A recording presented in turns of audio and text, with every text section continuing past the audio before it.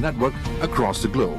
In the Middle East and Northern Africa, we have Sister Union, Arab States Broadcasting Union, sharing news with us daily. In Europe, we exchange news with over 60 different European broadcasters, and in America, CNN receives news materials from AVN and broadcasts them all over the world. Asian news is changing faster and having more of an impact on global affairs than ever before. Through improvements in technology, journalists are able to submit and access more news stories and receive updates faster through our newly integrated internet-based platform. The new internet platform has made it easier to contribute and access current news events, and the rise of membership participation has led to a dramatic increase of items being exchanged over the last year. With the exchange of news comes the exchange of ideas. Members can also benefit from AVN journalist workshops and attachment schemes in our bid to create partnerships, spread knowledge, and elevate standards. So, contribute your views in global affairs and join us as we document history in the making. Asia Vision. Asian news through Asian eyes. Bismillahirrahmanirrahim. Assalamu alaikum. I'm Nasma Abdul Mohsin and this is AVN News. There are an estimated 2.2 billion children in the world. In a recent report, the United Nations says urgent action is needed to ensure that millions of them have some kind of future to look forward to. VOA's Kevin Enox reports. The United Nations estimates that there are 48 million children in the world affected by violence and conflict, but they've just presented the world with a plan for giving them some kind of future. So UNICEF is launching its appeal. It will be an appeal for $3.6 billion, covering crisis situation in 51 countries and covering needs that UNICEF intends to meet for 82 million people, including 48 million children. UN officials say lengthy conflicts in the Middle East and Africa are where children need the most help. And this goes around the whole world. Crisis, the crisis that has the highest number is around the Syrian refugees in neighboring countries, and then Syria, Yemen, and many other crises. Officials say the problem is being made worse by a new trend in warfare to target the institutions that help children stay healthy and get ahead. Unfortunately, what we see is a bit of a new norm around attacks on schools, on hospitals, on health facilities in general, on water facilities. That shouldn't be acceptable. It's just not acceptable to attack children facilities, not acceptable to recruit children, not acceptable to detain children in those situations. And this is a worrying trend. The relatively new nation of South Sudan is one of the hardest hit, and officials there say they are trying to save an entire generation of children lost to conflict. So currently we're doing a demobilization exercise in the south of Sudan in a place called Yambio, where we hope to get at least 580 children out of the military and back to school, back to their communities. Then we'll go to the north of Sudan and hopefully between two sites in the north of Sudan get another 400 out of the military. We're able to reintegrate these children back, put them back into school and make them productive members of the society. UN officials say some of the aid money will go towards getting the estimated 25 million conflict-area children who are not in schools back in the classroom. Kevin Enox, VOA News. Hospitals in the besieged Gaza Strip have been scaling back their services in recent days due to a lack of fuel for their backup generators. Power outages in the Gaza Strip last up to 16 hours a day in some areas. Press TV's correspondent Ashraf Shannon has more in the following report.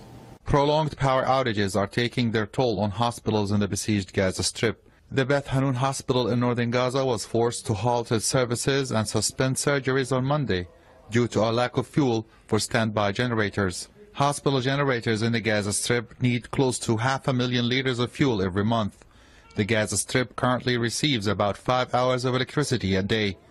The Palestinian Health Ministry in Gaza has declared a state of emergency as the electricity crisis continues to deepen. The Ministry of Health is going through a suffocating crisis due to a lack of electricity, which has affected the provision of all health services. We are in a state of emergency, and this has forced us to stop providing services in one hospital and dramatically decrease the operations in other centers. Gaza hospitals are already suffering due to medicine and supplies shortages under the tight Israeli blockade. Power outages put at risk the lives of many patients, including those with renal failure, premature babies, and patients on life support. Electricity at hospitals is like medicines, and chronic patients can't live without it. My granddaughter is very sick and she needs monitoring round the clock with an electronic device. Power outages pose grave risks to the patients, and I only hope that our suffering will end soon. Several hospitals in the Gaza Strip are also scaling back their services due to lack of fuel for their emergency backup generators. We have limited amounts of fuel for the emergency backup generator, and we expect to run out of fuel in the coming few days. Our staff will only be able to treat minor cases, and we will have to transfer all the patients to other hospitals. On average, we treat around 300 children a day. The inhumane Israeli blockade has caused a sharp decline in basic living standards for nearly 2 million Gazans. The Gaza Strip has been suffering from a chronic electricity deficit for over a decade. The health sector in the tiny enclave has been one of the hardest hit due to the Israeli blockade. Ashraf Shannon, Press TV Gaza.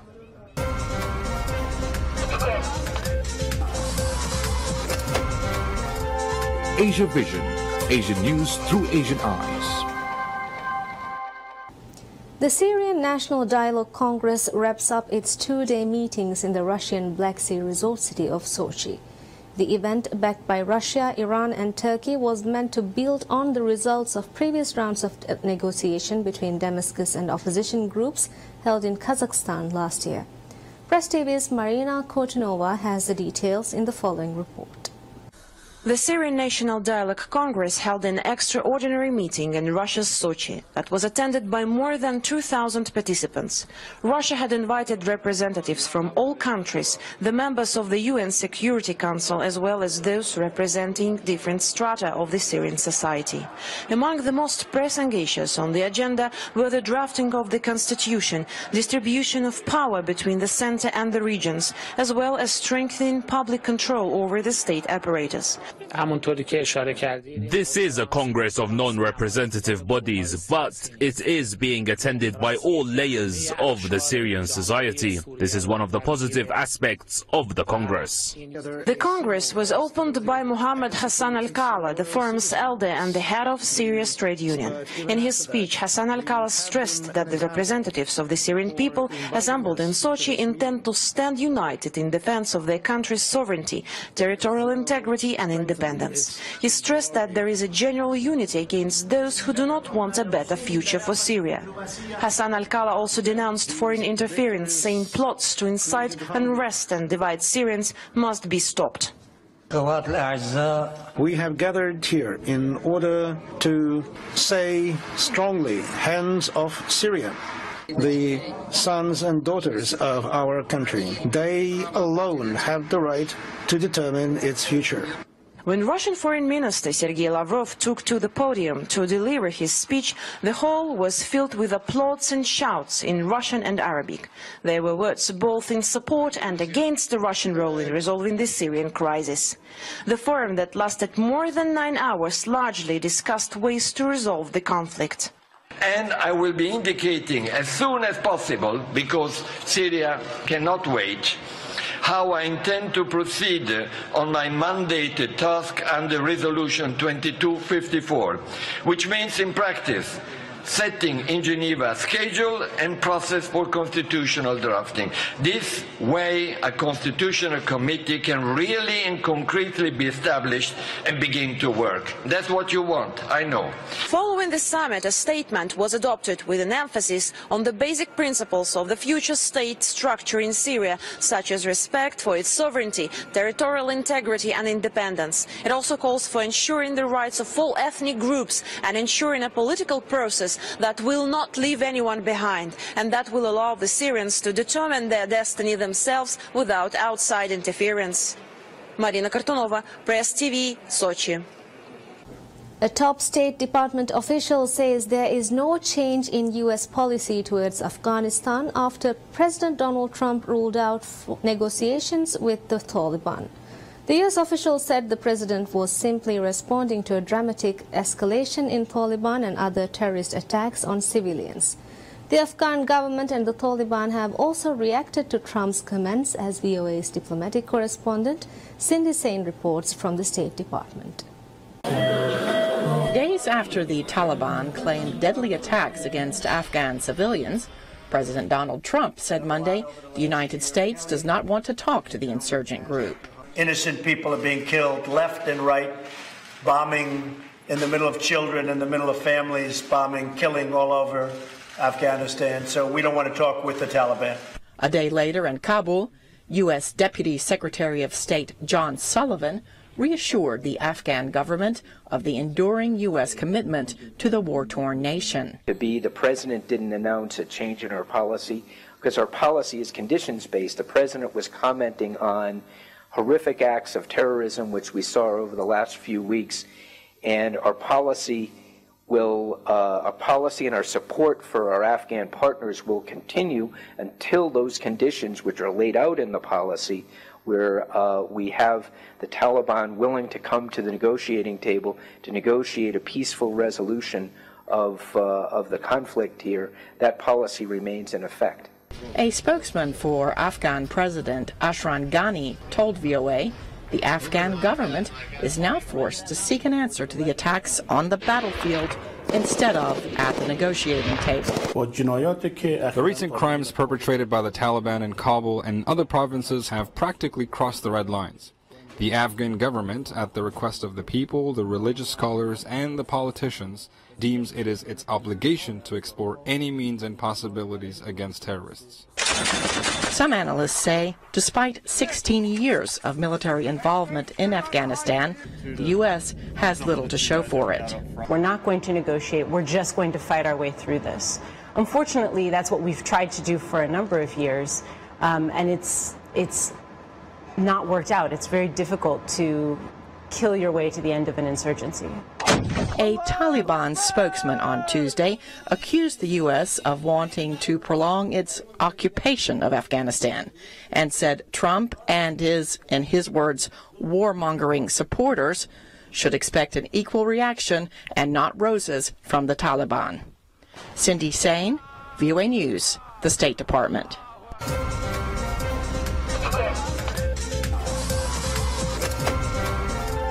Asia Vision, Asian news through Asian eyes. This year's flu season in the U.S. is the worst in 15 years, and health officials predict there are weeks of sickness ahead. One company's smart thermometer is tracking how the flu is spreading across the country in real time by gathering data every time someone takes a temperature. Michelle Quinn reports. Now, open. Good. That most common of household medical tools, the thermometer, is getting a makeover. This new Kinza smart thermometer isn't just taking a temperature, it's also uploading the data it collects and telling parents what's going around. How do we help someone at the first sign or symptom that they're getting ill? How do we help them respond? As a byproduct of that, we get to collect early indicators of illness and track the spread of disease in real time. This year, the flu is hitting the U.S. particularly hard, with Missouri and Kansas among the top affected states. Health officials say more than 37 children have died, and the number of people seeking care is still rising. When a parent uses a Kinza thermometer, the child's temperature uploads to a smartphone app that asks questions about the child's symptoms. Already in 500,000 homes, Kinza receives 25,000 readings daily. Users receive individualized health information while tracking the illnesses in the region. Personal information is stripped from the data and then sold to companies that make things like cough and cold medicine, disinfectants, and orange juice. They want to know when and where illness is striking on a general geolocation basis, because they can do digital marketing, because they can do inventory planning. Pulling in the real-time illness information across the United States. If we look at which states have the highest week-over-week change, you see the same plain states at the top of the list. But the Southeast is actually an area to watch. That's where we're seeing the greatest pace of change. Kinza officials say the firm plans to go global. By building a living map of where and when disease spreads, this little thermometer could help doctors spot the next epidemic as it's happening.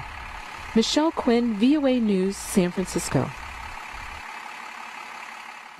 And that's all we have for you right now. Thank you for watching. Have a very pleasant day.